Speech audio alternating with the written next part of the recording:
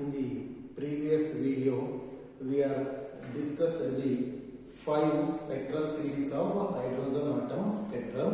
First one, in which first one, Lyman series, next one, second one, Balmer series, third one, Paschen series, fourth one, Brackett series.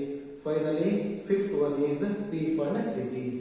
In the last class, we already discussed about the 5 spectral series. Today we will discuss in the next concept, that is energy level diagram. Before discussing the energy level diagram concept, we know the some of the important points related to the 5 spectral series. In 5 spectral series, we know that when an electron transition takes place from higher orbit to the particular or respective orbit, then energy or radiation is emitted, in which the radiation, the energy, wavelength or frequency of the emitted radiation is varies from one line to the another line, or one series to the another series. ಹಿಂಗೆ ಒಂದು line ಇಂದ ಇನ್ನೊಂದು line ಇಂದ ಒಂದು orbit ಇಂದ ಇನ್ನೊಂದು orbit electron transition ಆಯಿತು ಅಂತ ನೀವು ನೋಡ್ತಾ ಇದ್ದೀರಾ. ಫಾರ್ ಎಕ್ಸಾಂಪಲ್ ಇಲ್ಲಿ ನೋಡ್ಕೊಳ್ಳಿ, ಲೈನ್ ಸೀರೀಸ್ ಅಲ್ಲಿ ಫಸ್ಟ್ ಲೈನ್ ಇದೆ, ಸೆಕೆಂಡ್ ಲೈನ್ ಇದೆ, ಥರ್ಡ್ ಲೈನ್ ಇದೆ, ಅದೇ ತರ ಲಾಸ್ಟ್ ಲೈನ್ ಕೂಡ ಇದೆ. ಎಲ್ಲಾ ಲೈನ್ ಅಂದ್ರೆ ಎಲ್ಲಾ ಟ್ರಾನ್ಸಿಷನ್ ಅಲ್ಲೂ ಒಂದೇ ವೇವ್ ಲೆಂತ್ ಇರೋ ರೇಡಿಯೇಷನ್ ಇಮಿಟ್ ಆಗುತ್ತಾ? ಇಲ್ಲ. ಒಂದೇ ವೇವ್ ಲೆಂತ್ ಒಂದೇ ಫ್ರೀಕ್ವೆನ್ಸಿ ರೇಡಿಯೇಷನ್ ಯಾವ ಸೀರೀಸ್ ಅಲ್ಲಾಗ್ಲಿ ಯಾವ ಲೈನ್ ಅಲ್ಲಾಗ್ಲಿ ಇಮಿಟ್ ಆಗಲ್ಲ, ಚೇಂಜಸ್ ಇರುತ್ತೆ. ಅಂದ್ರೆ ಚೇಂಜಸ್ ಅಂದ್ರೆ ಏನು? ನಮಗೆ ಮಿನಿಮಮ್ ಇರಬೇಕು ವೇವ್ ಲೆಂತ್, ಮ್ಯಾಕ್ಸಿಮಮ್ ಇರಬೇಕಾಗುತ್ತೆ. ಫ್ರೀಕ್ವೆನ್ಸಿನೂ ಅಷ್ಟೇ ಮ್ಯಾಕ್ಸಿಮಮ್ ಮತ್ತೆ ಮಿನಿಮಮ್ ಇರಬೇಕಾಗುತ್ತೆ. ಇದಿಷ್ಟು ಮಾತ್ರ ಅರ್ಥ ಮಾಡ್ಕೋಬೇಕು. ಏನು ಅಂದ್ರೆ ಡಿಫರೆಂಟ್ ಲೈನ್ಸ್ ಅಲ್ಲಿ ಟ್ರಾನ್ಸಿಷನ್ ಆಗಿದೆ, ಫಸ್ಟ್ ಲೈನ್ ಆಗಿದೆ, ಲಾಸ್ಟ್ ಲೈನ್ ಆಗಿದೆ. ಫಸ್ಟ್ ಲೈನ್ ಅಲ್ಲಿ ಎಮಿಟ್ ಆಗಿರೋ ರೇಡಿಯೇಷನ್ ಇರೋ ವೇವ್ ಲೆಂತ್ ಸೆಕೆಂಡ್ ಲೈನ್ ಇರುತ್ತಾ? ಇರಲ್ಲ, ಚೇಂಜಸ್ ಇರುತ್ತೆ. ಅದೇ ತರ ಲಾಸ್ಟ್ ಲೈನ್ ಇರುತ್ತೆ, ಇರಲ್ಲ. ಹಾಗಾಗಿ ನೀವೇನ್ ಮಿಸ್ಟೇಕ್ ಮಾಡ್ತೀರಾ ಅಂದ್ರೆ, ಯಾವುದೋ ಒಂದು ಲೈನ್ ತಗೊಂಡು ಎಕ್ಸಾಂಪಲ್ ಫಸ್ಟ್ ಲೈನ್ ತಗೊಳ್ತೀರಾ ಇಲ್ಲ ಲಾಸ್ಟ್ ಲೈನ್ ತಗೊಳ್ತೀರಾ, ಅಲ್ಲಿ ಎಷ್ಟು ವೇವ್ ಲೆಂತ್ ಇದೆ, ಅದು ಮಿನಿಮಮ್ ಮ್ಯಾಕ್ಸಿಮಮ್ ಅನ್ನೋದನ್ನ ಎಲ್ಲಾ ಸೀರೀಸ್ ಅಲ್ಲೂ ಡಿಸ್ಕಸ್ ಮಾಡ್ತಾ ಹೋಗ್ತಾ ಇರ್ತೀವಿ ನಾವು. ಅದು ನೋಟ್ ಪಾಯಿಂಟ್ ಅಲ್ಲಿ ಬಳಸ್ತೀವಿ. ನಿಮ್ಗೆ ಏನ್ ಕೇಳ್ತಾರೆ ಎಕ್ಸಾಮ್ ಅಲ್ಲಿ, calculate the shortest wave length in Lyman series ಅಂತ ಕೇಳ್ತಾರೆ. ನಿಮ್ಗೆ ಡೌಟ್ ಬರುತ್ತೆ, ಯಾವುದು ಕೂಡ ಕಂಡೀಷನ್ಸ್ ಕೊಡಲಿಲ್ಲ, only shortest wavelength find out ಮಾಡಿ ಅಂತ ಕೇಳಿರ್ತಾರೆ ಲೈಮನ್ ಸೀರೀಸ್ ಅಲ್ಲಿ ಅಂದಾಗ ನಿಮ್ಗೆ ಡೌಟ್ ಬರುತ್ತೆ, ಅಂದ್ರೆ ಯಾವ ಟ್ರಾನ್ಸಿಷನ್ ತಗೋಬೇಕು ಅಂದ್ರೆ N1 N2 ವ್ಯಾಲ್ಯೂಸ್ ಯಾವ ತಗೋಬೇಕು. ಫಸ್ಟ್ ಲೈನ್ ಅಂತ ಹೇಳಿದೀನಿ ಅಂದಾಗ N1 is 1 ಅಂತ ಗೊತ್ತಿರುತ್ತೆ ನಿಮಗೆ. ಲೈಮನ್ ಸೀರೀಸ್ ಯಾವಾಗಲೂ N1 is to 1, N2 first line ಹೇಳಿರೋದು ಏನು ತಗೊಳ್ತೀರಾ? 2 ಇಂದ 1 ಆಗಿದೆ ಅಂತ ಗೊತ್ತಾಗುತ್ತೆ ಫಸ್ಟ್ ಲೈನ್ ಅಂದ್ರೆ. ಲಾಸ್ಟ್ ಲೈನ್ ಅಂದ್ರೆ ಇನ್ಫೈನೈಟ್ ಆಗಿ N2 ವ್ಯಾಲ್ಯೂ ಎಷ್ಟಿದೆ, ಲಾಸ್ಟ್ ಲೈನ್ ಅಂದ್ರೆ ಇನ್ಫಿನಿಟಿ. ಇನ್ಫಿನಿಟಿ ಇಂದ ಏನಿಗೆ ಬರಬೇಕು ಲೈಮನ್ ಸೀರೀಸ್ ಅಲ್ಲಿ? ಲಾಸ್ಟ್ ಲೈನ್ ಅಂದ್ರೆ ಲೈಮನ್ ಅಂದ್ರೆ N1 is equal to 1 ಬರಬೇಕು ಅಂತ ಗೊತ್ತಾಗುತ್ತೆ. First line, last line, third line, second line ಅಂತ ಹೇಳಬೇಕಾದ್ರೆ ನೀವು ಈಸಿಯಾಗಿ N1 N2 ವ್ಯಾಲ್ಯೂಸ್ ಹೇಳ್ತಾ ಇದ್ದೀರಾ. ಸಿಮಿಲರ್ಲಿ ಅವರು ಲಾಂಗೆಸ್ಟ್ ವೇವ್ ಲೆಂತ್ ನ ಫೈಂಡ್ ಔಟ್ ಮಾಡಿ ಲೈಮನ್ ಸೀರೀಸ್ ಅಲ್ಲಿ ಅಂತ ಕೊಟ್ಟಿದ್ದಾರೆ ಅಂತ ಅನ್ಕೊಳ್ಳಿ. ಅವಾಗ ನೀವು N1 ಎಷ್ಟು ತಗೋಬೇಕು ಅಂತ ಗೊತ್ತಾಯ್ತು ನಿಮಗೆ ಫಿಕ್ಸ್. ಯಾಕೆಂದ್ರೆ N1 ಯಾವಾಗಲೂ ಕೂಡ 1 ಆಗಿರುತ್ತೆ ಲೈಮನ್ ಸೀರೀಸ್. N2 ಎಷ್ಟು ತಗೋಬೇಕು ಅನ್ನೋದು ಗೊತ್ತಿಲ್ಲ ನಿಮಗೆ. ಯಾಕಂದ್ರೆ ಶಾರ್ಟೆಸ್ಟ್ ವೇವ್ ಲೆಂತ್ ಅಂದ್ರೆ ಫಸ್ಟ್ ಲೈನ್ ಬರುತ್ತೋ ಲಾಸ್ಟ್ ಲೈನ್ ಬರುತ್ತೋ ಗೊತ್ತಿಲ್ಲ ನಿಮಗೆ, ಅದನ್ನ ಹೇಳ್ತಾ ಇಲ್ಲ ಅಷ್ಟೇ. ಅದನ್ನ ಕರೆಕ್ಟ್ ಆಗಿ ಕೇಳ್ಕೋಬೇಕು. ಎಲ್ಲಾ ಸೀರೀಸ್ಗೂ ಕಾಮನ್ ಆಗಿ ಅಪ್ಲೈ ಆಗುತ್ತೆ. ನಾನು ಹೇಳೋ note point conditions. First write on the heading, ಇದನ್ನೇನು ಬರ್ಕೋಬೇಡಿ. Next energy level diagram concept ಇದೆ, ಅಲ್ಲಿ ವಿತ್ ಡಯಾಗ್ರಾಮ್ ಎಕ್ಸ್ಪ್ಲೈನ್ ಮಾಡ್ತೀನಿ ನಾನು. ಜಸ್ಟ್ ನಮ್ಮ ರೆಫರೆನ್ಸ್ ಡ್ರಾ ಮಾಡ್ಕೊಳ್ಳಿ ಅಷ್ಟೇ. ಈಗ ನೀವು ಜಸ್ಟ್ ನೋಟ್ ಅಂತ ಬರ್ಕೊಳ್ಳಿ, ನೋಟ್ ಪಾಯಿಂಟ್ಸ್ ಬರ್ಸಿ ಎಕ್ಸ್ಪ್ಲೈನ್ ಮಾಡ್ತಾ ಹೋಗ್ತೀನಿ. ಫಸ್ಟ್ ಒನ್ ನೋಟ್ ಅಲ್ಲಿ ಹೆಡಿಂಗ್ ಬರ್ಕೊಂಡ್ರಿ, ಶಾರ್ಟೆಸ್ಟ್ ವೇವ್ ಲೆಂತ್. ನೋಟ್ ಅಲ್ಲಿ ಫಸ್ಟ್ ಪಾಯಿಂಟ್ ಬರ್ಕೊಂತಾ ಇದೆಯಾ, shortest wavelength. It is also called last line. Last line or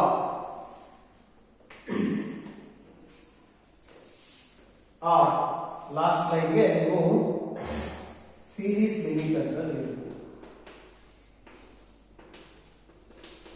ನಿಮಗೆ ಕ್ವಶನ್ಸ್ ಕೇಳಬೇಕಾದ್ರೆ calculate the wavelength, shortest wavelength ಅಂತ ಕೇಳಬಹುದು. Calculate the series limit of the particular series, Lyman, Balmer ಅಂತ ಯಾವ್ದು ಕೇಳಬಹುದು. ಇಲ್ಲ calculate the wavelength of the last line in a series, Lyman, Balmer ಅಂತ ಯಾವುದೋ ಒಂದು ಸೀರೀಸ್ ನ last line wavelength find out ಮಾಡಿ, ಇಲ್ಲ ಅಂದ್ರೆ minimum wavelength find out ಮಾಡಿ, ಇಲ್ಲ ಅಂದ್ರೆ ಸೀರೀಸ್ ಲಿಮಿಟ್ ಫೈಂಡ್ ಔಟ್ ಮಾಡಿ ಅಂತ ಕೇಳಿದ್ರೆ ನೀವು ಯಾವ ತರ N1 and N2 value select ಮಾಡಬೇಕು. N1 ಅಂತ ಗೊತ್ತಿದೆ ನಿಮಗೆ, N1 ಲೈಮನ್ ಆದ್ರೆ 1, P-Fund ಆದ್ರೆ 5, ಬಾಮರ್ ಆದ್ರೆ 2 ಅಂತ N1 ವ್ಯಾಲ್ಯೂ ಗೊತ್ತಿದೆ. ಬಟ್ N2 ವ್ಯಾಲ್ಯೂ ಸೆಲೆಕ್ಟ್ ಮಾಡೋದು ನಾನು ಹೇಳ್ತಾ ಇದ್ದೀನಿ. ಈ ಕರೆಕ್ಟ್ ಆಗಿ ಕೇಳ್ಕೊಳ್ಳಿ. ಇಲ್ಲಿ ಸಿಗ್ತದೆ ನಿಮಗೆ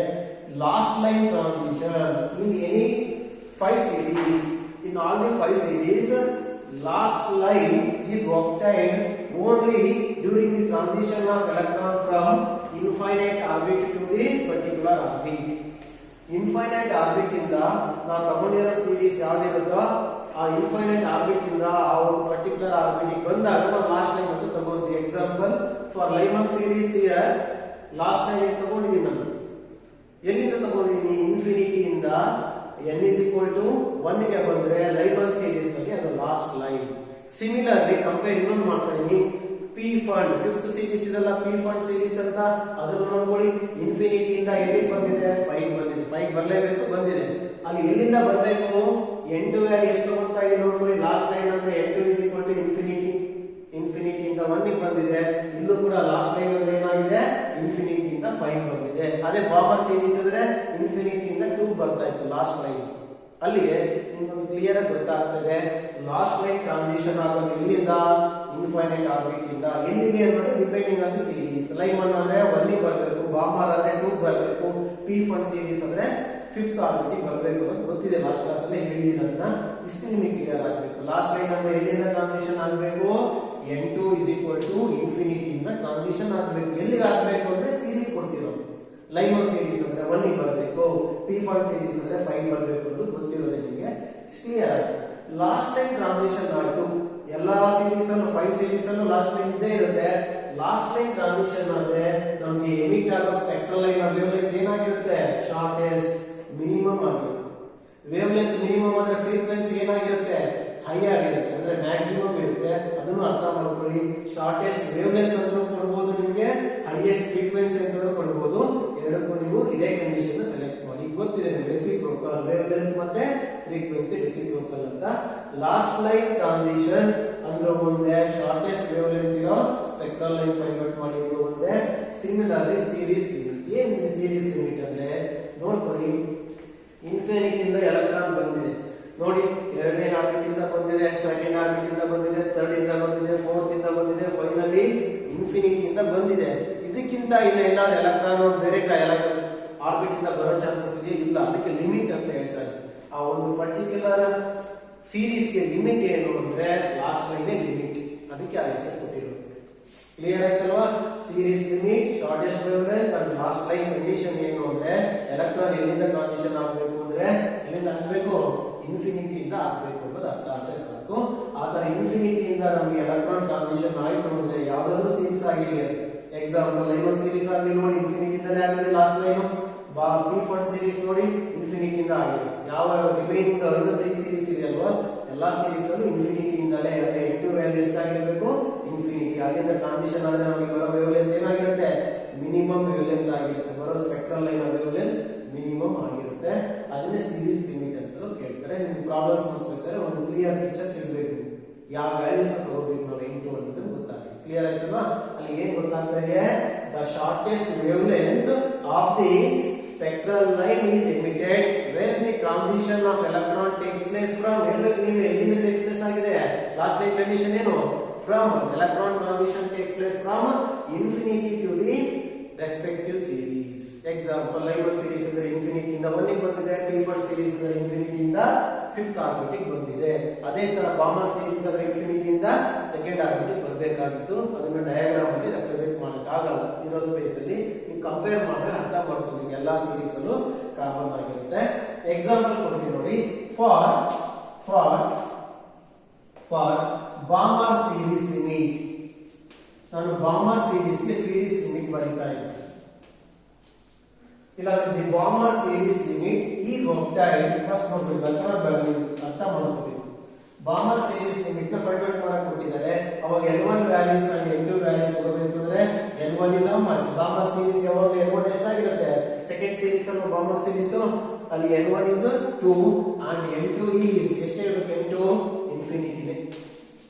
ಸಿಮಿಲರ್ಲಿ ನಾನು ಲೈಮನ್ ಸೀರೀಸ್ ತಗೋತೀನಿ.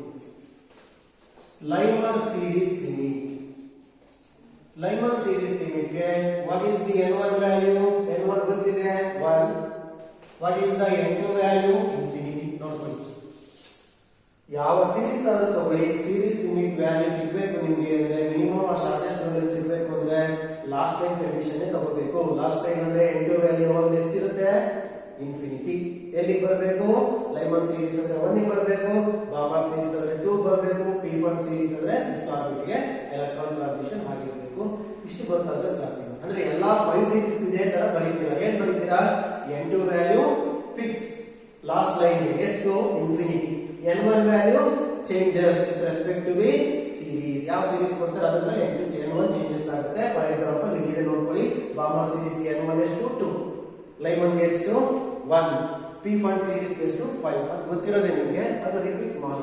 ಅರ್ಥ ಆಗ್ತಿದೆಯಲ್ವಾ? ಈಗ ನೀವು ಬರ್ಕೊಂಡಿದ್ದೀರಾ shortest wavelength last line ಅಂದ್ರೆ ಸೀರೀಸ್ ಲಿಮಿಟ್ ಅಂತ. ಇನ್ ವಿಚ್ ರೈಟ್ ಡೌನ್ ಅದರಲ್ಲಿ ಬರ್ಕೊಳ್ಳಿ.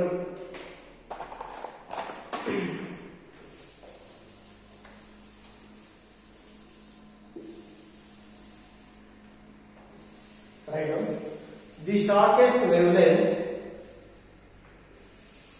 note point ಅಲ್ಲಿ ಬರ್ಕೊಂಡ್ರೆ the shortest wavelength of the spectral line, the shortest wavelength of the spectral line is emitted. The shortest wavelength of the spectral line is emitted. ಯಾವ time ಅಲ್ಲಿ ನಮಗೆ shortest wavelength spectral line emit ಆಗುತ್ತೆ ಅಂತ ಹೇಳ್ತಾ ಇದ್ದೀನಿ. The shortest wavelength of the spectral line is emitted when ನೀವೇ ನೋಡಿ ಯಾವಾಗ ಬರುತ್ತೆ ನಮಗೆ ಶಾರ್ಟೆಸ್ಟ್ ವೇವ್ಲೆಂತ್ ಸಿಗಬೇಕು ಅಂದಾಗ ಈ ಕಂಡೀಷನ್ ಇರಬೇಕು. when electron transition takes place from ಎಲ್ಲಿಂದ ಎಲ್ಲಿ ಎಲೆಕ್ಟ್ರಾನ್ ಟ್ರಾನ್ಸಿಷನ್ ಆಗಿರಬೇಕು ಅನ್ನೋದು ಎಲ್ಲ ಕಡೆ ನಿಮಗೆ ಹೇಳ್ತಾ ಇದ್ದೀನಿ. when an electron transition takes place from electron transition takes place from what ಬರ್ಕೊಳ್ಳಿ n2 is equal to infinity. ಎಲ್ಲಾ ಕೇಸಸ್ ಅಲ್ಲೂ ನೀವು 5 ಕೇಸಸ್ ಅಲ್ಲೂ ಕೂಡ 5 ಸೀರೀಸ್ ಅಲ್ಲೂ ಕೂಡ n2 ವ್ಯಾಲ್ಯೂ ಇನ್ಫಿನಿಟಿ ನೇ ತಗೋಬೇಕು. ಈ conditions from n2 is equal to infinity in ಎಲ್ಲದಕ್ಕೂ ಅಪ್ಲೈ ಆಗುತ್ತೆ ಎಲ್ಲ series in all the 5 series. In all the 5 series ಎಲ್ಲದರಲ್ಲಿ 5 series ಅಲ್ಲಿ ಕೂಡ ನೀವು ಲಾಸ್ಟ್ ಲೈನ್ ಕಂಡೀಷನ್ ಅಪ್ಲೈ ಮಾಡ್ತೀರಾ ಶಾರ್ಟೆಸ್ಟ್ ವೇವ್ಲೆಂತ್ ಫೈಂಡ್ ಔಟ್ ಮಾಡೋದಕ್ಕೆ. ಶಾರ್ಟೆಸ್ಟ್ ವೇವ್ಲೆಂತ್ ಕೇಳಬಹುದು, ಅದೇನಂತ ಕೇಳಬಹುದು, ಲಾಂಗೆಸ್ಟ್ ಆರ್ ಹೈಯೆಸ್ಟ್ ಫ್ರೀಕ್ವೆನ್ಸಿ ಅಂತಲೂ ಕೇಳಬಹುದು. ರೆಸಿಪ್ರೋಕಲ್ ಆಗಿರೋದ್ರಿಂದ ಸ್ವಲ್ಪ ಗೊತ್ತಿರಲಿ. ಸೀರೀಸ್ ಲಿಮಿಟ್ ಅಂದ್ರೆ ಇದೆ. ಕ್ಲಿಯರ್ ಆಯ್ತಾ ಸೆಂಟೆನ್ಸ್? ಇನ್ನೊಂದ್ಸತಿ ನೋಡ್ಕೊಳ್ಳಿ. The shortest wavelength of the spectral line is emitted when the electron transition takes place from n is equal to infinity in all the 5 series. ಎಲ್ಲ 5 series ಕೂಡ ಇದೇ ಕಂಡೀಷನ್ ಆಗ್ತದೆ. ಮತ್ತೆ n1 ಏನಾಗ್ತದೆ ಸರ್ ಅಂದ್ರೆ ಸೀರೀಸ್ ಕೊಟ್ಟಾಗ ಗೊತ್ತಾಗುತ್ತೆ. ಲೈಮನ್ ಆದ್ರೆ n1 1, P1 ಆದ್ರೆ 5, ಬಾಮರ್ ಆದ್ರೆ 2 ಈ ತರ ಸಬ್ಸ್ಟಿಟ್ಯೂಟ್ ಮಾಡ್ತೀರಾ. ಅದು ನಾನು ಎಕ್ಸಾಂಪಲ್ಸ್ ಅಲ್ಲಿ ಕೆಲವು ಮಾತ್ರ ಬಳಸ್ತೀನಿ. Next write down example. Shortest wavelength ಒಂದು ಎಕ್ಸಾಂಪಲ್ ಬರ್ಕೊಳ್ಳಿ.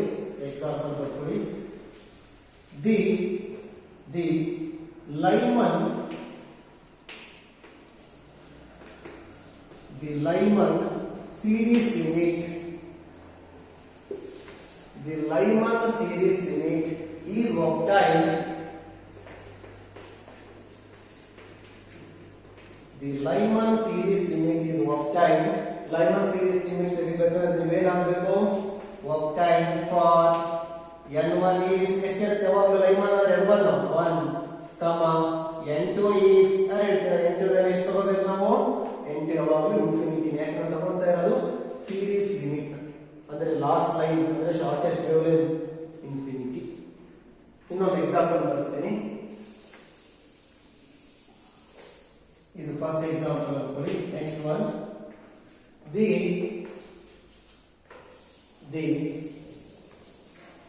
ಯಾವ್ದಾದ್ರು ತಗೋಬಹುದು, ಕಂಡೀಷನ್ಸ್ ನೋಡಿ ಹಾಕಬೇಕಾಗುತ್ತೆ ಅಷ್ಟೇ. The Balmer series limit is obtained. ನೀವೇ ಹೇಳ್ಬೋದು ಈಗ the Balmer series limit is obtained for n1 is ಎಷ್ಟಿರುತ್ತೆ? ಬಾಮರ್ ಸೀರೀಸ್ ಅಂದ್ರೆ ಇದು ಸೆಕೆಂಡ್ ಸೀರೀಸ್ ಅಲ್ವಾ, ಎಷ್ಟಿರುತ್ತೆ? 2. n2 is always infinity. ಯಾಕಂದ್ರೆ ನಾವು ಡಿಸ್ಕಸ್ ಮಾಡ್ತಾ ಇರೋದು ಸೀರೀಸ್ ಲಿಮಿಟ್ ಕಾನ್ಸೆಪ್ಟ್. ಹಾಗಾಗಿ n2 ನೋಡ್ಕೊಳ್ಳಿ, ಇನ್ಫಿನಿಟಿ ನೇ ತಗೊಂಡಿದ್ದೀನಿ. ಡೆಫಿನೇಷನ್ ಅಲ್ಲಿ ನೀವು ಬರ್ಕೊಂಡಿದ್ದೀನಿ. ಈ ತರ ರಿಮೈನಿಂಗ್ ಸೀರೀಸ್ ನೀವು ಹೇಳಬೇಕಾಗಿರುತ್ತೆ. ಅದೇ ಎಕ್ಸಾಮ್ ಅಲ್ಲಿ ಪ್ರಾಬ್ಲಮ್ಸ್ ಕೊಟ್ಟಾಗ ನೀವು ಸಬ್ಸ್ಟಿಟ್ಯೂಟ್ ಮಾಡಬೇಕಾದ್ರೆ ಗೊತ್ತಾಗುತ್ತೆ n1 ವ್ಯಾಲ್ಯೂ ಚೇಂಜಸ್ ಆಗ್ತಾ ಇರುತ್ತೆ with respect to the series but n2 value infinity ಇರುತ್ತೆ ಯಾಕೆ ನಾವು ಡಿಸ್ಕಸ್ ಮಾಡ್ತಾ ಇರೋದು series limit or last line or shortest wavelength ನ ಫೈಂಡ್ ಔಟ್ ಮಾಡಿ ಅಂತ ಹೇಳ್ತಾರೆ ಅಂದ್ರೆ ಏನ್ ಹೇಳಿದೆ ಅಂದ್ರೆ ಈ ಲಾಸ್ಟ್ ಲೈನ್ ಟ್ರಾನ್ಸಿಷನ್ ಆದಾಗ ಯಾವುದೇ ಸೀರೀಸ್ ಅಲ್ಲಾಗಿರಲಿ ಏನು ರೇಡಿಯೇಷನ್ ಎಮಿಟ್ ಆಗುತ್ತಲ್ವಾ ಅದಕ್ಕೆ ವೇವ್ಲೆಂತ್ ಏನಾಗಿರುತ್ತೆ ಮಿನಿಮಮ್ ಇರುತ್ತೆ ಲಾಸ್ಟ್ ಲೈನ್ ಟ್ರಾನ್ಸಿಷನ್ ನಲ್ಲಿ ವೇವ್ಲೆಂತ್ ಮಿನಿಮಮ್ ಇರುತ್ತೆ ಫ್ರೀಕ್ವೆನ್ಸಿ ಮ್ಯಾಕ್ಸಿಮಮ್ ಇರುತ್ತೆ ಅದಕ್ಕೆ ಅದನ್ನ ಸೀರೀಸ್ ಲಿಮಿಟ್ ಅಂತ ಹೇಳ್ತಾರೆ ಅದೇ ಫಸ್ಟ್ ಲೈನ್ ಟ್ರಾನ್ಸಿಷನ್ ಆದ್ರೆ ಏನಾಗುತ್ತೆ ನೀವೇ ಹೇಳ್ಬೋದು ಫಸ್ಟ್ ಲೈನ್ ಟ್ರಾನ್ಸಿಷನ್ ಅಂದ್ರೆ the wavelength is maximum frequency is minimum ಅಲ್ಲಿ ಫಸ್ಟ್ ಲೈನ್ ಕಂಡೀಷನ್ ಅಂದ ತಕ್ಷಣ n1 and n2 values with respect to the series changes ಆಗ್ತಾ ಇರುತ್ತೆ ಇದೇ ತರ n2 ಇನ್ಫಿನಿಟಿ ಅಂತ ಲಾಸ್ಟ್ ಲೈನ್ ಹೇಳಿದ ನಂತರ ಫಸ್ಟ್ ಲೈನ್ ಹೇಳಕ್ಕಾಗಲ್ಲ ಯಾಕೆ ಹೇಳಿ ನೋಡಿ ಇದು ಫಸ್ಟ್ ಲೈನ್ ಅಂದ್ರೆ n2 value 2 n1 value 1 Lyman series ಅಲ್ಲಿ ಅದೇ p1 ಸೀರೀಸ್ ಅಲ್ಲಿ ನೋಡ್ಕೊಳ್ಳಿ ಫಸ್ಟ್ ಲೈನ್ ಗೆ n1 ವ್ಯಾಲ್ಯೂ 5 ಗೊತ್ತಿದೆ ನಿಮಗೆ p1 ಸೀರೀಸ್ ಅಲ್ಲಿ n2 ಏನಾಗುತ್ತೆ 6 ಆಯ್ತು ಲೈಮನ್ ಸೀರೀಸ್ ಮತ್ತೆ p1 ಸೀರೀಸ್ ಕಂಪೇರ್ ಮಾಡಿದ್ರೆ ನಿಮಗೆ ಗೊತ್ತಾಗ್ತಾ ಇದೆ n1 n2 ಎರಡೂ ಕೂಡ with respect to the series changes ಆಗುತ್ತೆ ಎಲ್ಲಿ ಫಸ್ಟ್ ಲೈನ್ ಕಂಡೀಷನ್ಸ್ ಗೆ ಬಟ್ ಲಾಸ್ಟ್ ಲೈನ್ ಕಂಡೀಷನ್ ಗೆ n2 ವ್ಯಾಲ್ಯೂಸ್ ಅಷ್ಟೇ ಇತ್ತು n1 ಮಾತ್ರ ಚೇಂಜಸ್ ಆಗಿತ್ತು ಬಟ್ ಫಸ್ಟ್ ಲೈನ್ ಡಿಸ್ಕಸ್ ಮಾಡ್ತೀವಲ್ವಾ n1 ಚೇಂಜಸ್ ಆಗಬೇಕು with respect to the series ಗೊತ್ತಿದೆ ನಮಗೆ ಬಟ್ n2 ಚೇಂಜಸ್ ಆಗುತ್ತೆ ಅಂದ್ರೆ ಫಸ್ಟ್ ಲೈನ್ ಟ್ರಾನ್ಸಿಷನ್ ಎಲ್ಲಿಂದ ಆಗುತ್ತೆ ಎಕ್ಸಾಂಪಲ್ ಸೆಕೆಂಡ್ ಆರ್ಬಿಟಿಗೆ ಬರ್ತಾ ಇದೆ ಅನ್ಕೊಳ್ಳಿ ಎಲ್ಲಿಂದ ಬರ್ಬೋದು 3 ಇಂದ ಬರ್ಬೋದು ಅಲ್ಲಿಗೆ ಬಾಮರ್ ಸೀರೀಸ್ ಗೆ ಫಸ್ಟ್ ಲೈನ್ ಕಂಡೀಷನ್ ಅಂದ್ರೆ ಇವೆರಡೇ ಆಗುತ್ತೆ n1 is 2 n2 is 3 ಬಾಮರ್ ಆಯ್ತು ನೆಕ್ಸ್ಟ್ ಪ್ಯಾಷನ್ ಸೀರೀಸ್ ಅಂದ್ರೆ 3 ಬರಬೇಕು ಫಸ್ಟ್ ಲೈನ್ ಎಲ್ಲಿಂದ ಬರುತ್ತೆ 4 ಇಂದ 3 ಗೆ ಅಲ್ಲಿಗೆ n2 ವ್ಯಾಲ್ಯೂ 4 n1 ವ್ಯಾಲ್ಯೂ 3 ಯಾದಕ್ಕೆ ಪ್ಯಾಷನ್ ಸೀರೀಸ್ ಗೆ ಆತರ ಕನ್ಫ್ಯೂಸ್ ಆದ್ರೆ ನೀವು ಕ್ಲಿಯರ್ ಆಗಿ ಅರ್ಥ ಮಾಡ್ಕೋಬೇಕಷ್ಟೇ ಈಗ ನೆಕ್ಸ್ಟ್ ರೈಟ್ ಅಲ್ಲಿ ಸೆಕೆಂಡ್ ಪಾಯಿಂಟ್ ಇನ್ ನೋಟ್ ಅಲ್ಲಿ ನೀವು ಸೆಕೆಂಡ್ ಪಾಯಿಂಟ್ ಬರ್ಕೊಳ್ಳಿ ಈಗ ನೋಟ್ ಅಲ್ಲಿ ಸೆಕೆಂಡ್ ಪಾಯಿಂಟ್ ಅಲ್ಲಿ ಹೆಡಿಂಗ್ ಬರ್ಕೊಳ್ಳಿ longest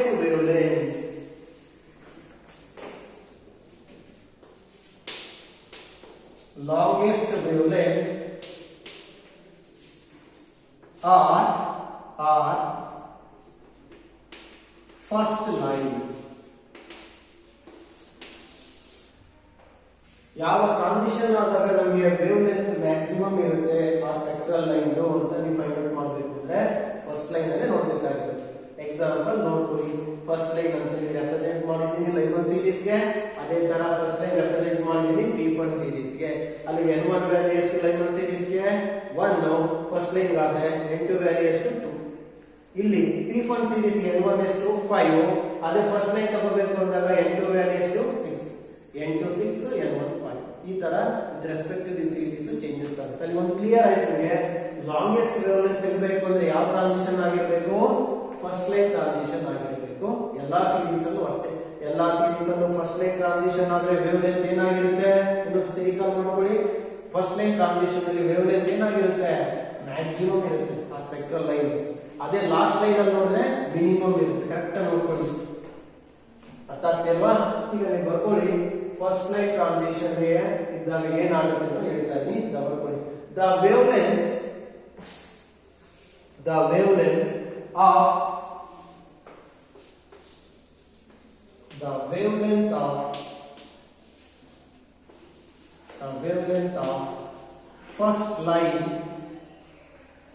wavelength of first line of respective series ಯಾವ ಸೀರೀಸ್ ಅದನ್ನು ನೀವು ತಗೋಬಹುದು ಅದರಲ್ಲಿ ಫಸ್ಟ್ ಲೈನ್ ಅಂತ ನಮಗೆ ಸಿಗೋದೆ longest wavelength the wavelength of the first line of respective series is longest wavelength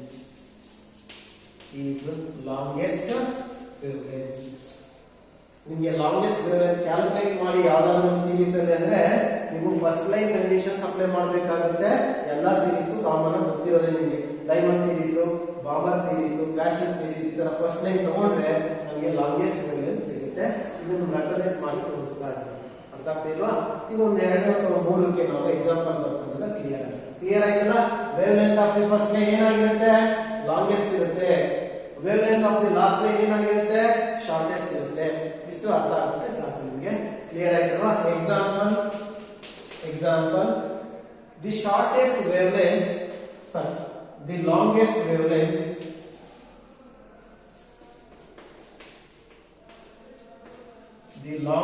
wavelength of ಯಾವ series ತಗೊಂಡ ಲೈಮನ್ ತಗೊಂಡಿನ the longest wavelength of Lyman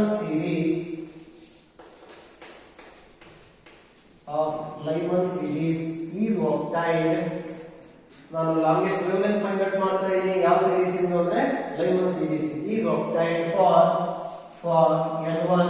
ಎಷ್ಟು ಹೇಳ್ತೀರಿ? n1 ಲೈಮನ್ ಸೀರೀಸ್ n1 ಯಾವಾಗಲೂ ಕೂಡ 1 ಕಮ n2 ಎಷ್ಟು ತಗೋಬೇಕು?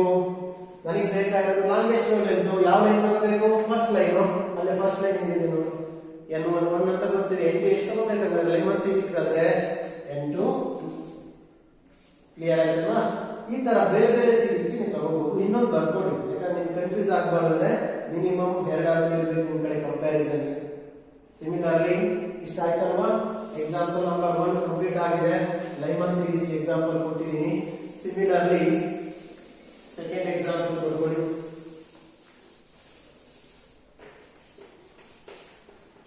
The longest wavelength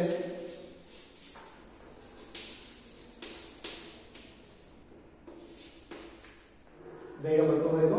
the longest wavelength of ಯಾವ ಸೀರೀಸ್ ಬರ್ಕೊಂತೀರಾ? ಪಿ ಫಂಡ್ ಸೀರೀಸ್ ತಗೊಂಡು ಡಯಾಗ್ರಾಮ್ ಅಲ್ಲಿ ಇದೆಯಲ್ಲ ಈಸಿಯಾಗಿ ಗೊತ್ತಾಗ ಯಾವ ಸೀರೀಸ್ ಅನ್ನು ಬರ್ಕೊಳ್ಳಿ. ಬಟ್ ಕಾನ್ಸಂಟ್ರೇಟ್ ಮಾಡಬೇಕು, ಯಾವ ಹೇಳ್ತಾ ಇದೀನಿ ಯಾವ ಬರ್ಕೊಂತಾ ಇದ್ದೀನಿ. The longest wavelength of P fund series is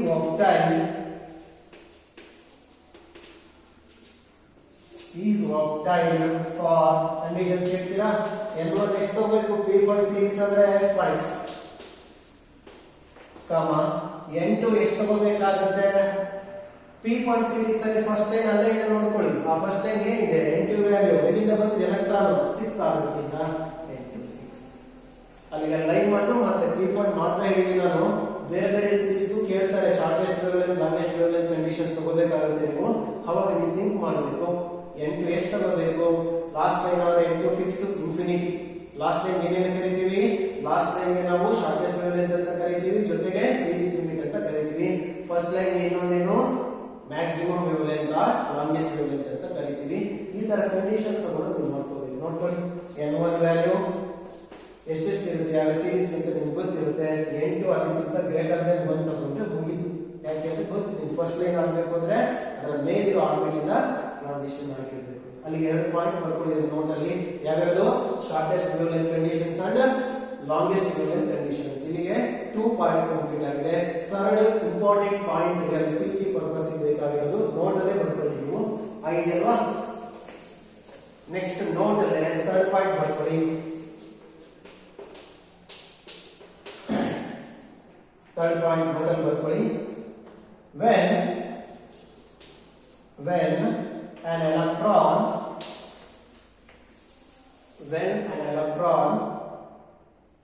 jumps from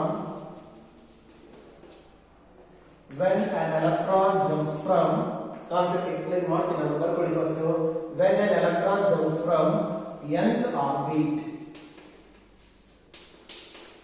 ಅಂದ್ರೆ ಜಂಪ್ ಆಗಬೇಕು ಅಂದ್ರೆ ಎಲೆಕ್ಟ್ರಾನ್ ಫಸ್ಟ್ ಆರ್ಬಿಟ್ ಅಲ್ಲಿ ಎಲ್ಲಿಗೂ ಜಂಪ್ ಆಗಲ್ಲ, ಹೈಯರ್ ಆರ್ಬಿಟ್ ನ ತಗೊಂತಾ ಇದೆ. Example n is equal to 2 ಅಲ್ಲಿ ಇದೆ ಅಂತ ತಗೋಬಹುದು. n is equal to 3, n is equal to 4 ಈ ತರ ಅಪ್ ಟು ಇನ್ಫಿನಿಟಿ ವರೆಗೂ ತಗೋಬಹುದು.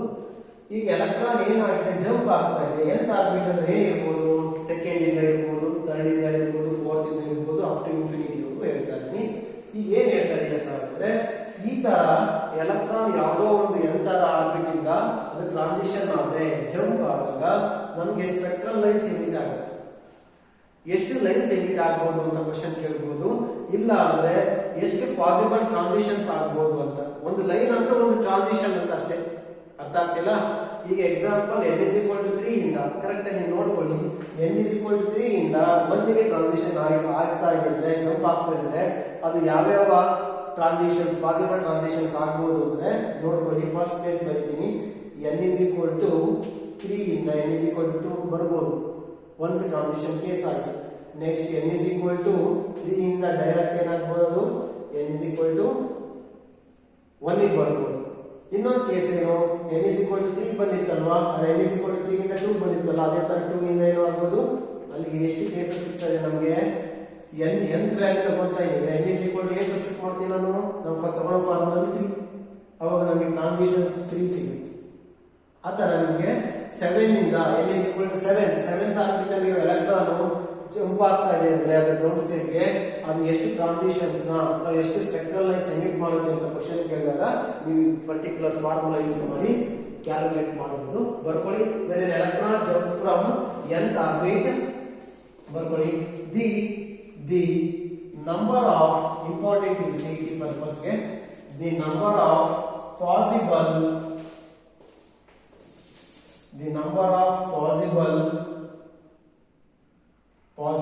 transitions, the number of possible transitions or number of possible spectral lines emitted. ಎಷ್ಟು ಟ್ರಾನ್ಸಿಷನ್ಸ್ ಆಗಬಹುದು ಅಥವಾ ಎಷ್ಟು ಸ್ಪೆಕ್ಟ್ರಲ್ ಲೈನ್ಸ್ ಎಮಿಟ್ ಆಗಬಹುದು ಅಂತ ಕೇಳ್ತಾ ಇದ್ದಾರೆ. ಸ್ಪೆಕ್ಟ್ರಲ್ ಲೈನ್ಸ್ emitted is ಎಷ್ಟು ಟ್ರಾನ್ಸಿಷನ್ಸ್ ಆಗಬಹುದು, ಎಷ್ಟು ಸ್ಪೆಕ್ಟ್ರಲ್ ಲೈನ್ಸ್ ಎಮಿಟ್ ಆಗಬಹುದು ಅಂತ ಕ್ವೆಶ್ಚನ್ ಕೇಳಿದಾಗ ನೀವು ಫಾರ್ಮುಲಾ ಯೂಸ್ ಮಾಡಿ ಕ್ಯಾಲ್ಕುಲೇಟ್ ಮಾಡಬಹುದು. ಎಕ್ಸಾಂಪಲ್ಸ್ ಕೊಡ್ತೀವಿ. Capital N is equal to small n into n minus 1 whole divided by 2. ಈ ಫಾರ್ಮುಲಾ ನೀವು ಯೂಸ್ ಮಾಡಬಹುದು. n into n minus 1 by 2 ಬರೀತಾ ಇದ್ದೀವಿ. ಎಕ್ಸಾಂಪಲ್ ನಾನು ಎಕ್ಸ್ಪ್ಲೈನ್ ಮಾಡಿದ್ರಲ್ಲ ಇದೆ, ಸಬ್ಸ್ಟಿಟ್ಯೂಟ್ ಮಾಡಿದ್ರೆ ಸಿಂಪ್ಲಿಫೈ ಮಾಡ್ಕೊಳ್ಳಿ. ಹೇಳ್ತೀನಿ, ಇಷ್ಟು ಬರ್ಕೊಂಡಿರ್ಬೇಕು. ನಾನು ಈ ಕೇಸ್ ಎಕ್ಸ್ಪ್ಲೈನ್ ಮಾಡಿದ್ದೀನಿ. ಏನ್ ಎಕ್ಸ್ಪ್ಲೈನ್ ಮಾಡಿದ್ದೀನಿ ಅನ್ನೋದು ತಗೊಳ್ತೀನಿ.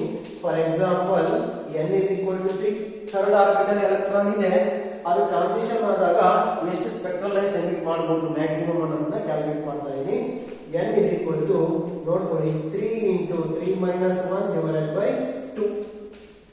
3 minus 1 2 into 3 6 divided by 2 that is equal to 3.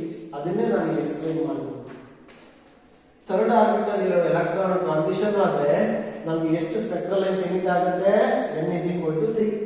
Number of spectral line emitted is 3. ಯಾವ ತರ ಅನ್ನೋದನ್ನ ನಾನು ಎಕ್ಸ್ಪ್ಲೈನ್ ಮಾಡಿದ್ದೀನಿ. ಎಷ್ಟು ತರ ಟ್ರಾನ್ಸಿಷನ್ ಆಗಬಹುದು ಅಷ್ಟು ಲೈನ್ಸ್ ಎಮಿಟ್ ಆಗುತ್ತೆ ಅಂದ್ರೆ example n is equal to 3 ಅಲ್ಲಿ ಎಲೆಕ್ಟ್ರಾನ್ ಎಲ್ಲಿಗೆ ಬಂತು ನೋಡ್ಕೊಳ್ಳಿ, ಒಂದು ಎಕ್ಸ್ಪ್ಲೈನ್ ಮಾಡ್ತೀನಿ.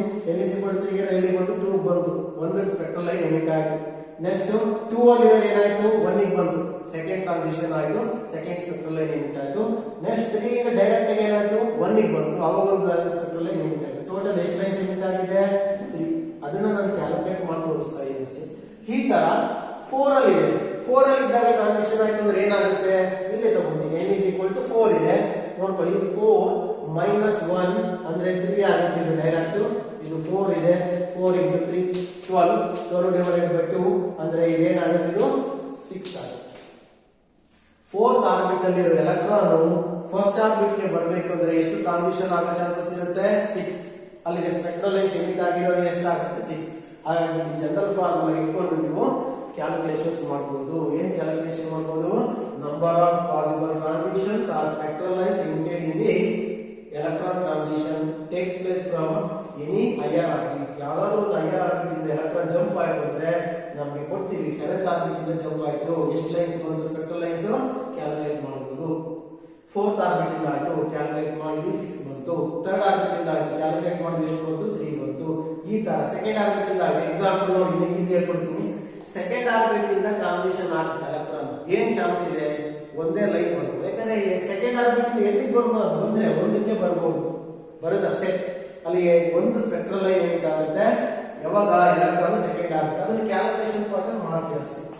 Example n is equal to 2 into 2 minus 1, therefore 2 minus 1 1, 1 into 2 2 by 2 1, 2 cancel ಆಗುತ್ತೆ, 1 ಬರುತ್ತೆ.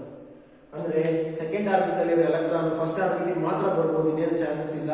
ಅವಾಗ ಒಂದೇ ಒಂದು ಸ್ಪೆಕ್ಟ್ರಲ್ ಲೈನ್ ಎಮಿಟ್ ಆಗುತ್ತೆ, ಒಂದೇ ಒಂದು ಪಾಸಿಬಲ್ ಟ್ರಾನ್ಸಿಷನ್ ಇರುತ್ತೆ ಅಂತ ತಗೊಂಡೆ. ಅದೇ ತರ 2 ಗೆ ಹೇಳಿರ್ತಾರೆ, 3 ಗೆ ಬರ್ಕೊಂಡ್ರೆ ನೀವು 4th ಕಂಪೇರ್ ಮಾಡಿದೀರಾ. ಈ ತರ n is equal to 16, n is equal to ಎಷ್ಟಾದ್ರೂ ಕೊಳ್ಳಿ, ನೀವು ಈ ಫಾರ್ಮುಲಾ ಯೂಸ್ ಮಾಡಿ ಸ್ಪೆಕ್ಟ್ರಲ್ ಲೈನ್ಸ್ ಎಷ್ಟು ಎಮಿಟ್ ಆಗುತ್ತೆ ಅನ್ನೋದನ್ನ ಕ್ಯಾಲ್ಕುಲೇಟ್ ಮಾಡಬಹುದು. ಇಲ್ಲಿಗೆ ಟೋಟಲ್ 3 ಪಾಯಿಂಟ್ಸ್ ಕಂಪ್ಲೀಟ್ ಆಗಿದೆ.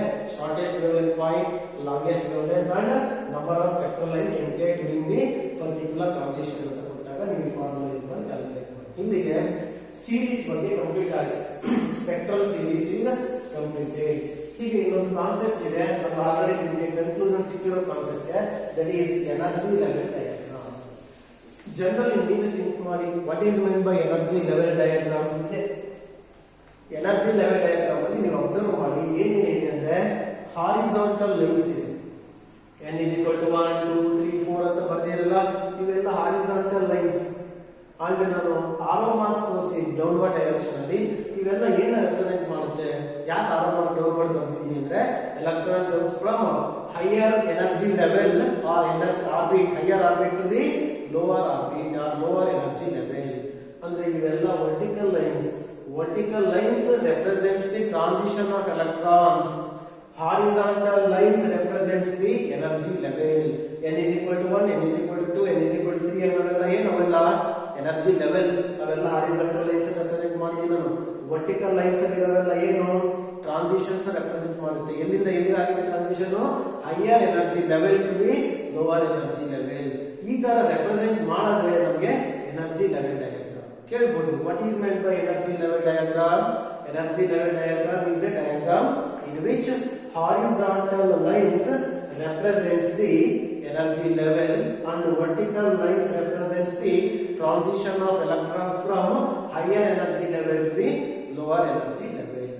Write the or draw the energy level diagram ಅಂದ್ರೆ ಈ ತರ ಡಯಾಗ್ರಾಮ್ 5 ಸೀರೀಸ್ ಬರೀತೀನಿ. ನಾನು ಜಸ್ಟ್ 2 ಸೀರೀಸ್ ಬರ್ತೀನಿ ನೋಡಿ. ಲೈನ್ ಒನ್ ಬರ್ದಿದ್ದೀನಿ, first one, last one P1 series ಮಾತ್ರ ಬರ್ದಿದ್ದೀನಿ.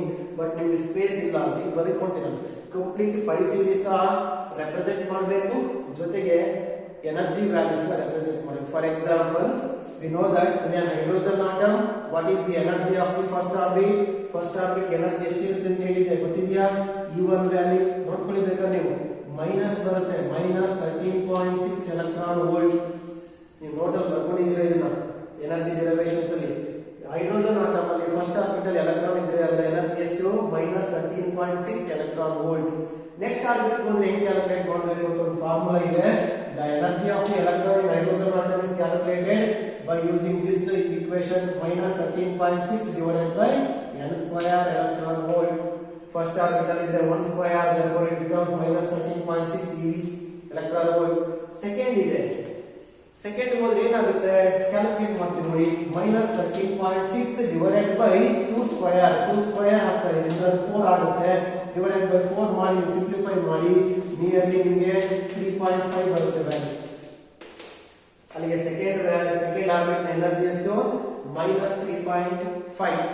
ಥರ್ಡ್ ಆರ್ಬಿಟ್ ಕ್ಯಾಲ್ಕುಲೇಟ್ ಮಾಡಿದ್ರೆ ಏನು ಮಾಡ್ತೀರಾ? 3 ಸ್ಕ್ವೇರ್ 9 ಡಿವೈಡ್ ಮಾಡಿ ಅವಾಗ ಏನಾಗುತ್ತೆ ನಿಯರ್ಲಿ ಮೈನಸ್ 1.5.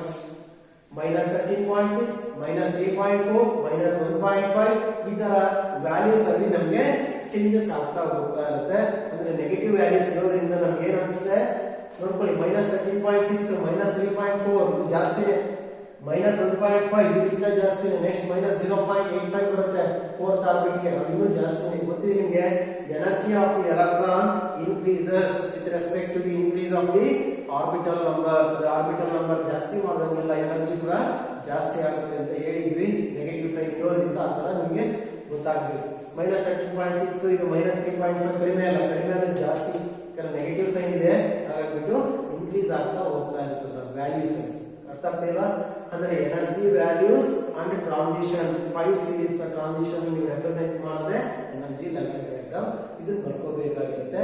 ನೋಟ್ ಕಂಪ್ಲೀಟ್ ಆಗಿದೆ. Next right down the heading energy level diagram.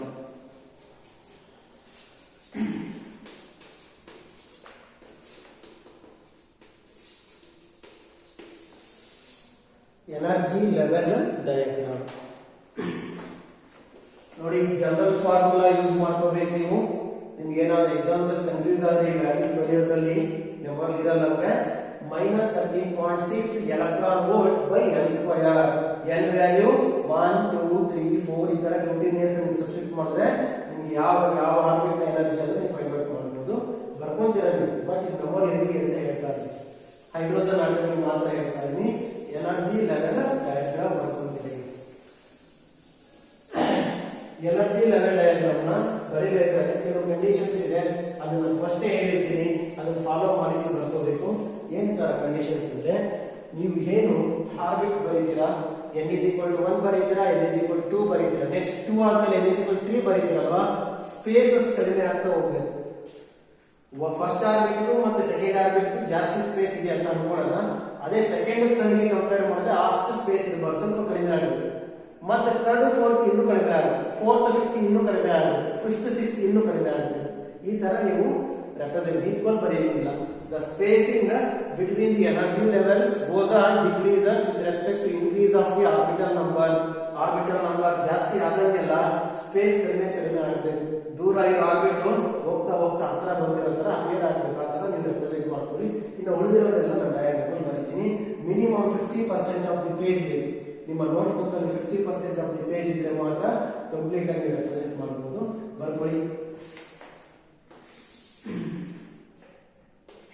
n is equal to 1 follow ಮಾಡ್ತಾ ಇರಬೇಕು ಬರೆಯೋದನ್ನ. ಇದರ ನೇಮ್ ಬರ್ಕೊಂಡ್ಬಿಡಿ, ಗ್ರೌಂಡ್ ಸ್ಟೇಟ್.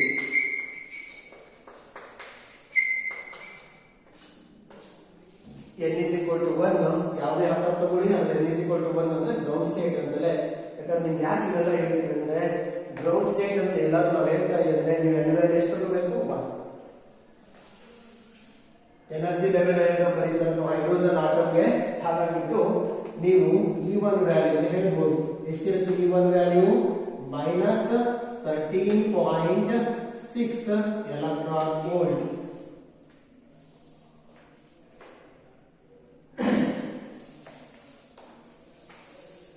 ಸ್ಪೇಸಿಂಗ್ ನಾನು ಹೇಳಿದ್ದೀನಿ, ಕಂಪೇರ್ ಮಾಡಬೇಕಾದ್ರೆ ಗೊತ್ತಾಗಬೇಕು. ಡಿಕ್ರೀಸಿಂಗ್ ಆಗಲ್ಲ ಅಂದ್ರೆ ಸ್ಪೇಸ್ ಕಡಿಮೆ ಆಗ್ತಾ ಹೋಗ್ಬೇಕು.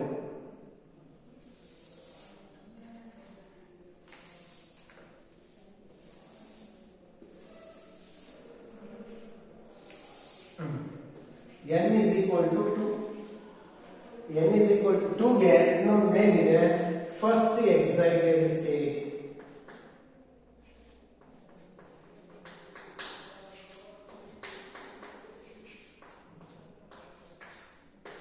ಎಲೆಕ್ಟ್ರಾನ್ ಎಕ್ಸೈಟ್ ಫಸ್ಟ್ ಎಲ್ಲಿಗೆ ಆಗ್ಬೋದು?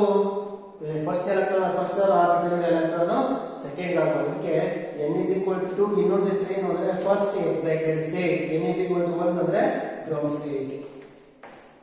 ಈಗ ನಾನು ಬರೀತಾ ಇರೋದು E2 ವ್ಯಾಲ್ಯೂ. ಎಷ್ಟಿರ್ಬೋದು E2 value? ಹೆಂಗೆ ಕ್ಯಾಲ್ಕುಲೇಟ್ ಮಾಡ್ತೀರಾ ಅದನ್ನ ಹೇಳಿದೆ ನಾನು.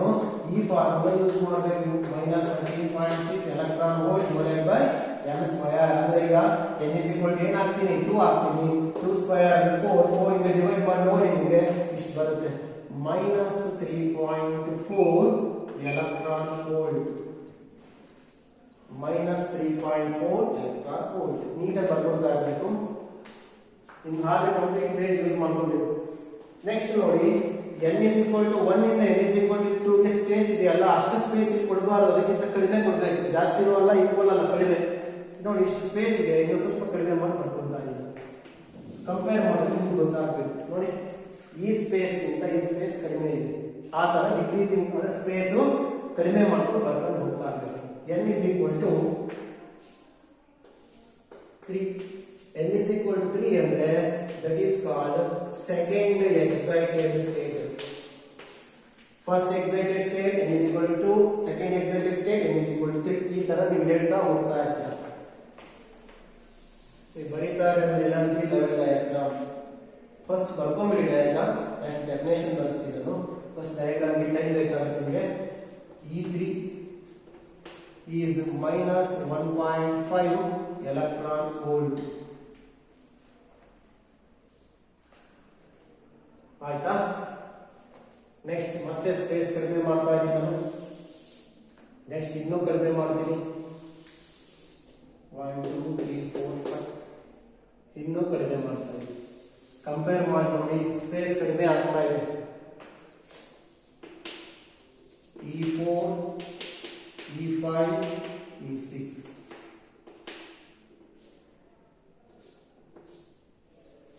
-0.5 0.85 ಕ್ಯಾಲ್ಕುಲೇಟ್ ಮಾಡ್ಕೊಂಡಾಗ ಗೊತ್ತಾಗುತ್ತೆ ನಿಮಗೆ.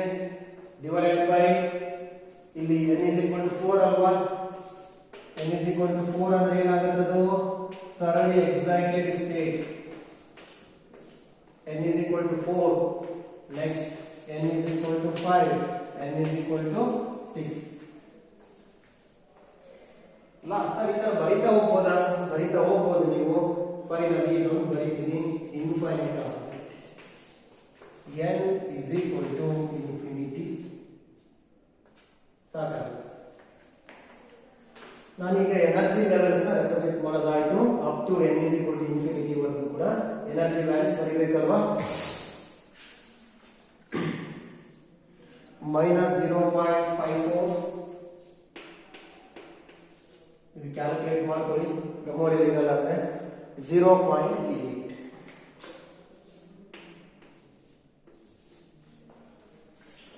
Electron volt. ಈಗ ನೀವು ಬರೀತಾ ಇರೋದೆಲ್ಲ ಏನಿದು ಎನರ್ಜಿ ಲೆವೆಲ್ಸ್, ಅದರಲ್ಲಿ ಎನರ್ಜಿನ ರೆಪ್ರೆಸೆಂಟ್ ಮಾಡಿದೆ.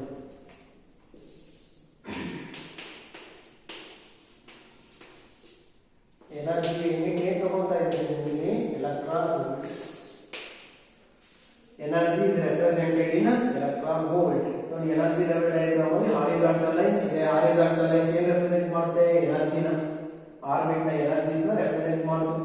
ಈಗ ವರ್ಟಿಕಲ್ ಲೈನ್ಸ್ ಬರೀಬೇಕು. ವರ್ಟಿಕಲ್ ಲೈನ್ಸ್ 5 ಸೀರೀಸ್ ನೀವು ಬರೀಬೇಕಾಗಿರೋದ್ರಿಂದ ನೀಟಾಗಿ ಬರ್ಕೋಬೇಕಾಗಿರುತ್ತೆ, ಪ್ಲಾನ್ ಮಾಡ್ಕೊಳ್ಬೇಕು. ಅರ್ಥ ಆಗ್ತಾ ಇಲ್ವಾ? ಫಾರ್ ಎಕ್ಸಾಂಪಲ್ ನಾನು ಫಸ್ಟ್ ಒಂದು ಬರೀತೀನಿ ನೋಡ್ಕೊಳ್ಳಿ. ಸ್ಪೇಸ್ ಆರ್ಡರ್ ಪ್ಲಾನ್ ಮಾಡ್ಕೋಬೇಕಾಗಿರೋದು ನೀವು. ಲೈಮನ್ ಸೀರೀಸ್ ಅಂದ್ರೆ ಏನು, electron transition space place from higher orbit to the first orbit. In higher orbits ಎಷ್ಟಿದೆ ಅಷ್ಟರಿಂದ ಕೂಡ ಎಲ್ಲಿಗೆ ಬರ್ಬೇಕು, ನಮಗೆ ಫಸ್ಟ್ ಆರ್ಬಿಟ್ ಗೆ ಬಂದಿರಬೇಕು. ಆ ತರ ರೆಪ್ರೆಸೆಂಟ್ ಮಾಡಬೇಕಾಗಿರುತ್ತೆ. ಫಾರ್ ಎಕ್ಸಾಂಪಲ್ ನೋಡಿ, ಸೆಕೆಂಡ್ ಆರ್ಬಿಟ್ ಇಂದ ಬಂದಿದೆ ಎಲೆಕ್ಟ್ರಾನ್, ಆರೋಮಾನ್ ಬರೀಲೇಬೇಕು. ನೆಕ್ಸ್ಟ್ ಇಂದ ಏನ್ ಚಾನ್ಸಸ್ ಇರುತ್ತೆ, ಥರ್ಡ್ ಆರ್ಬಿಟ್ ಇಂದ ಬಂದಿದೆ ಎಲೆಕ್ಟ್ರಾನ್. ನೆಕ್ಸ್ಟ್ ಫೋರ್ತ್ ಆರ್ಬಿಟ್ ಇಂದ ಬಂದಿದೆ ಎಲೆಕ್ಟ್ರಾನ್ ಟ್ರಾನ್ಸಿಷನ್ ಆಗಿದೆ. ನೆಕ್ಸ್ಟ್ ಫಿಫ್ತ್ ಆರ್ಬಿಟ್ ಇಂದ ಆಗಿದೆ. ಕರೆಕ್ಟ್ ಆಗಿ ನೋಡ್ಕೊಳ್ಳಿ, ಆರೋಮಾನ್ ಬಂದ್ಕೊಂಡಿದೆ. ಎಲ್ಲಿಂದ, ಹೈಯರ್ ಇಂದ ಲೋವರ್ ಆರ್ಬಿಟ್ ಬರ್ತಾ ಇದೆ. ನೆಕ್ಸ್ಟ್ ಸಿಕ್ಸ್ತ್ ಆರ್ಬಿಟ್ ಇಂದ ಬಂದಿದೆ. ಫೈನಲಿ ಎಲ್ಲಿಂದ ಬರ್ಬೋದು, ಇನ್ಫೈನೈಟ್ ಆರ್ಬಿಟ್. ಇದು ಯಾವ ಸೀರೀಸ್ ರೆಪ್ರೆಸೆಂಟ್ ಮಾಡುತ್ತೆ, electron transition takes place from any higher orbit to the first orbit. ಅಂದ್ರೆ ಗ್ರೌಂಡ್ ಸ್ಟೇಟ್ ಬರ್ತಾ ಇದೆ. ಇದು ಯಾವ ಸೀರೀಸ್ ಆಗುತ್ತೆ ಅಂತ ರೆಪ್ರೆಸೆಂಟ್, ಈ ತರ ಎಲ್ಲರೂ ಬರೀಬೇಕಾಗಿರುತ್ತೆ ನೀವು.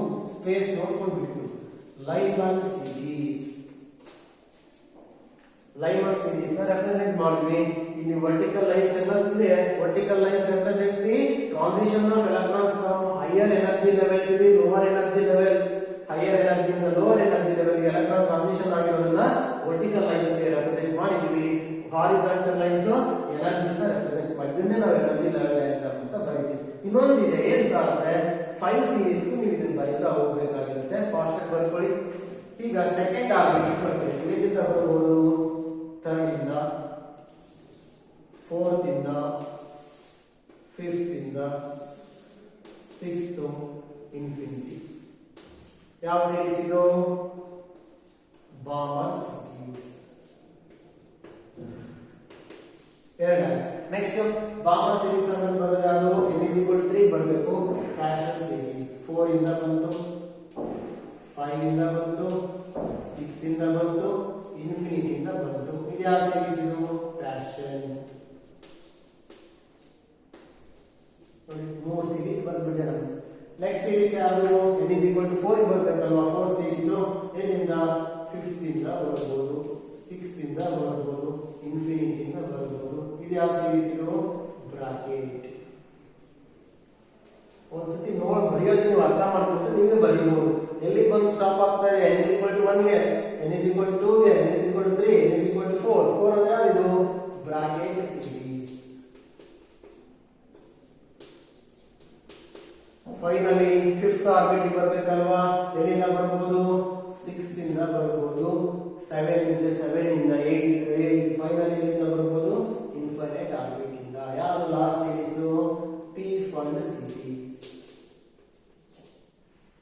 ಇಷ್ಟನ್ನು ಬರೆದ್ರೆ ನಿಮಗೆ ಎನರ್ಜಿ ಲೆವೆಲ್ ಡಯಾಗ್ರಾಮ್ ಕಂಪ್ಲೀಟ್ ಆಗುತ್ತೆ. ಏನೇನಿರುತ್ತೆ ಎನರ್ಜಿ ಲೆವೆಲ್ ಡಯಾಗ್ರಾಮ್ ಅಲ್ಲಿ 5 ಸೀರೀಸ್ ಇರಬೇಕು. ಹೈಡ್ರೋಜನ್ ಆಟಮ್ಗೆ ಬರೀತಾರೆ. 1 series. Vertical lines ಏನು ಹೇಳುತ್ತೆ, horizontal lines ಏನು represent ಮಾಡುತ್ತೆ ಅನ್ನೋದನ್ನ ಬರೆಯೋದು ಡೆಫಿನೇಷನ್ ಆಗಿರುತ್ತೆ. ಈಗ ನೀವು ಡಯಾಗ್ರಾಮ್ ಬೇಗ ಕಂಪ್ಲೀಟ್ ಮಾಡ್ಕೊಂಡ್ರೆ ಡೆಫಿನೇಷನ್ ಬರ್ತದೆ.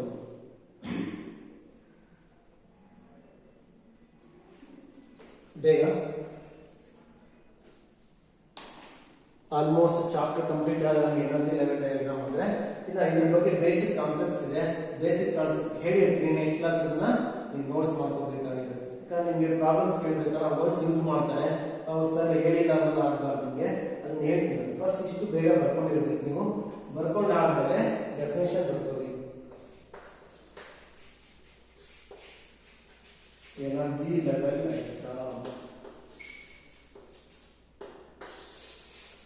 I already told that energy level diagram is a diagram which represents in which horizontal lines represents the energy values or energies of the orbits and vertical lines represents the transition of electron from higher energy level to the lower energy level. ಇಷ್ಟು ಹೇಳಬೇಕು. vertical lines ಏನು represent ಮಾಡ್ತಾ ಇದೆ, horizontal lines ಏನು represent ಮಾಡುತ್ತೆ ಅಂತ ಹೇಳಿದ್ರೆ ಇದು ಡೆಫಿನೇಷನ್ ಆಗಿದೆ. ಬೇಗ complete ಮಾಡ್ಕೊಂಡಿರಬೇಕು.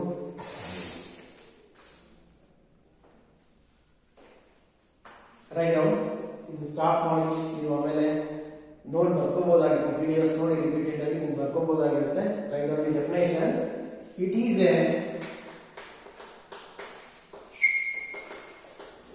A diagram. It is a diagram in which horizontal lines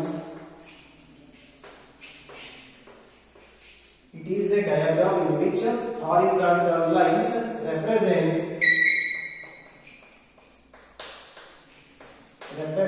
ಏನು represent ಮಾಡ್ತದೆ. ಇವೆಲ್ಲ horizontal lines represents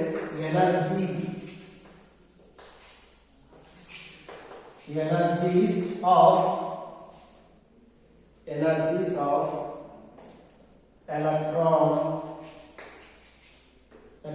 of electron in different orbits or different energy levels. Horizontal lines represents the energies of electron in different orbits and ಅಲ್ಲಿ ಬರೀ horizontal lines ಇಲ್ಲ, vertical ಇದೆ.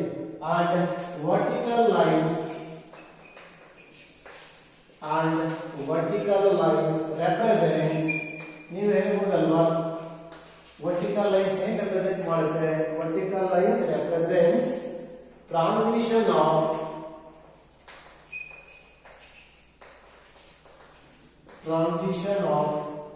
electrons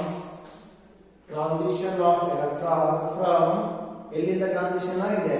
transition of electrons from higher energy level to transition of electrons from higher energy levels to lower energy level. Transition of electrons from higher energy levels to lower energy levels. Higher energies ಇಂದ lower energy ಗೆ transition represent ಮಾಡ್ತಾ ಇದೆ. ಯಾವ lines? vertical lines. Definition complete ಆಯ್ತು. ಇನ್ನೊಂದು time ನೋಡ್ಕೊಳ್ಳಿ. It is a diagram in which horizontal lines represents the energies of electron in different orbit and vertical lines represents transition of electrons from higher energy levels to the lower energy level. Next line, ನೀವು energy calculate ಮಾಡೋಕೆ ಯಾವ formula use ಮಾಡ್ತೀವಿ ಅನ್ನೋದು ಬೇಕಾಗುತ್ತೆ. Next line ಬರ್ಕೊಳ್ಳಿ. energies of electrons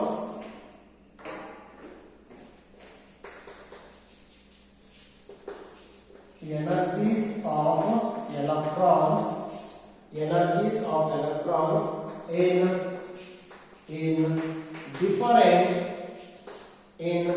ಬೇರೆ ಬೇರೆ energies ಅಲ್ಲಿ ಅಂದ್ರೆ ಎನರ್ಜಿ ಆರ್ಬಿಟ್ಸ್ ಅಲ್ಲಿ ಫೈಂಡ್ ಔಟ್ ಮಾಡ್ತಾ ಇದೆ. ಎನರ್ಜಿ ಯಾವ ಫಾರ್ಮುಲಾ ಯೂಸ್ ಮಾಡಿದ್ವಿ? energies of electrons in different orbits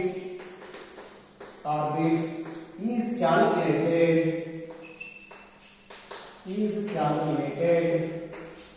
using the relation. ಯಾವ ರಿಲೇಷನ್ ಯೂಸ್ ಮಾಡಿದೆ ನಾನು? using the relation and En is equal to n is equal to 1 2 3 4 so on. En is equal to minus 13.6 electron volt divided by n square. ಈ formula ನೀವು confuse ಆಗಬಹುದು. ಏನು ಬರುತ್ತೆ sir minus 13.6 ಇರೋದು 3.4 1.5 ಅಂದ್ರೆ ನಾನು n ವ್ಯಾಲ್ಯೂ ಸಬ್ಸ್ಟಿಟ್ಯೂಟ್ ಮಾಡ್ತಾ ಹೋಗಿರ್ತೀನಿ. Way n values ಯಾವ ತರ ಇರುತ್ತೀವಿ, n is equal to 1 ಹಾಕಿದೀನಿ a1 c2, n is equal to 2 ಹಾಕ್ತೀನಿ e2, n is equal to 3, n is equal to 1 2 3 4 so on. ಇಲ್ಲೊಂದು ಬರ್ಕೊಳ್ಳಿ, ಎಲ್ಲ ಕಡೆ ಕಾನ್ಸಂಟ್ರೇಟ್ ಮಾಡಿ ನೋಡಿ. ಇದು ಬೇಕಾಗುತ್ತೆ ನಿಮಗೆ. ನಾನು ಇನ್ಫಿನಿಟಿ ಅಂದ್ರೆ ಇದು n is equal to infinity ಅಂತ ಸಬ್ಸ್ಟಿಟ್ಯೂಟ್ ಮಾಡ್ತೀನಿ. What is the e infinity value? e infinity value ಎಷ್ಟು ಬರುತ್ತೆ ನೋಡ್ಕೊಳ್ಳಿ. ಎನಿಥಿಂಗ್ ಬೈ ಇನ್ಫಿನಿಟಿ ಏನಾಗುತ್ತೆ 0 ಗೊತ್ತಿರಬೇಕು. ಔಟರ್ ಮೋಸ್ಟ್ ಆರ್ಬಿಟ್ ಅಂತ ಹೇಳ್ತಾರೆ. ಅಂದ್ರೆ electron out of the atom ಇದೆ, ಅದರ ಎನರ್ಜಿ ಎಷ್ಟು ಅಂದ್ರೆ 0. ಎನಿಥಿಂಗ್ ಬೈ ಇನ್ಫಿನಿಟಿ ಅಂದ್ರೆ ಏನಾಗುತ್ತೆ 0.